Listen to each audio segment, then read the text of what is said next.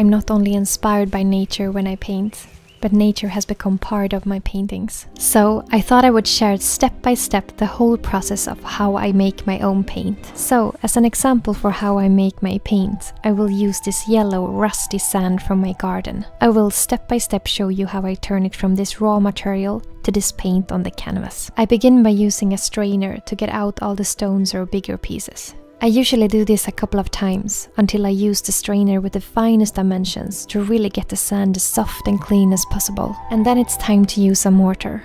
Don't add too much sand at once, it will only make it harder. I always spend a lot of time at this step, since the quality of the pigment will be much better the smaller pieces you get, and it will also be much easier to paint with. Try to make it as much as a powder as possible. Then it's time for the step to make this sand into paint. And it's very simple. I put some pigment into a cup and then I add some water. Then I need to add some kind of a binder to give it a thicker consistency and to make it get stuck to the canvas so it doesn't fall off as the pigment dries. And there are many ways you can do that.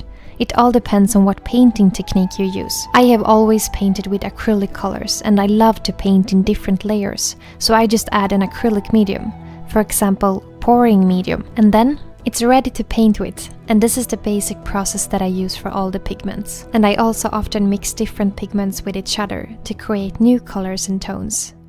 It's always interesting to see how they react with each other.